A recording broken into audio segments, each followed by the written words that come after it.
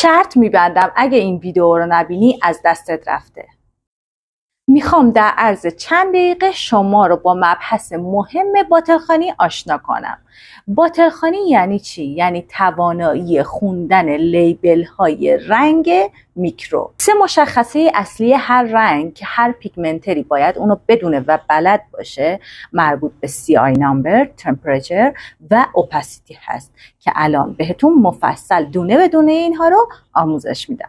مشخصه اولی که میخوام راجع بهش صحبت کنم CI number هست. CI number یعنی چی؟ یعنی اینکه توی اون باتل رنگ ما از چه عناصری تشکیل شده. این عناصر میتونن ارگانیک عالی، این ارگانیک یعنی معدنی، و یا هایبریدی یعنی ترکیبی از عالی و معدنی باشن.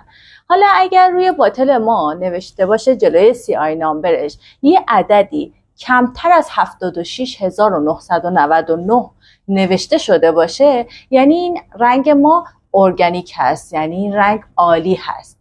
و حالا اگر این عدد بالاتر از 77000 نوشته شده باشه، یعنی رنگ ما این ارگانیک یا معدنی هست. و حالا اگر عدد CI نامبر عناصری که روی باتل ما درج شده هم بالای 77000 و هم کمتر از 76999 باشه، یعنی اینکه این رنگ ما هیبریدی هست، یعنی ترکیبی از رنگ‌های ارگانیک و این ارگانیک هست.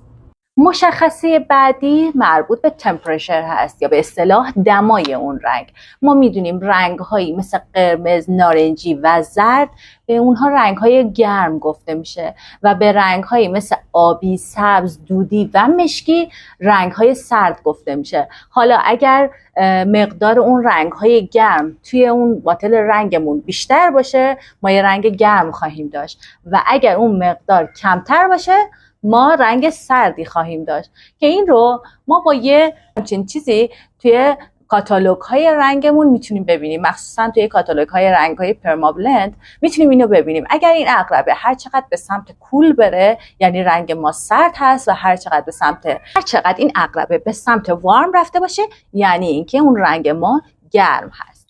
و مشخصه بعدی مربوط به اوپاسیتی هست. اوپاسیتی به معنای درجه کاور کنندگی یا پوشانندگی اون رنگ گفته میشه که ما این درجه رو به 3 حالت میتونیم ببینیم: درجه لو، مدیوم و های. لو به معنای پایین یعنی اون درجه پوشانندگیش کم، مدیوم یعنی متوسط و های یعنی درجه پوشانندگی بالاست. این تصویر رو توی کاتالوگ ها میتونید مشاهده کنید که در قسمت اول یعنی قسمت های تراکم نقاط زیاد هست، یعنی داره نشون میده که این اگر حالا این خط اینجا باشه نشون میده که رنگی که ما داریم انتخاب میکنیم قدرت پوشانندگی بالایی داره و رفته رفته تراکم نقاط کم شده و اگر این خط بیاد اینجا یعنی اینکه قدرت پوشانندگی اون رنگ کمتر هست.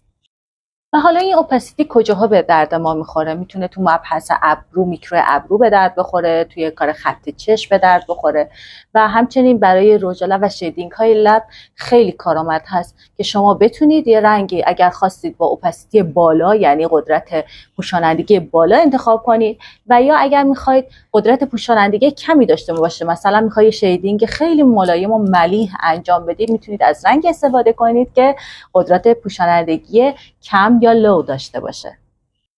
امیدوارم از این آموزش بهره کافی رو برده باشی و برات مثمر ثمر بوده باشه. اگر این پست رو دوست داشتی حتما لایک کن و واسم کامنت بذار و حتما این پست رو سیو کن و برای دوستات هم شیر کن. اگر از اکسپلور میای و منو فالو نداری حتما همین الان فالو کن و از آموزش های رایگان پیجم استفاده کن.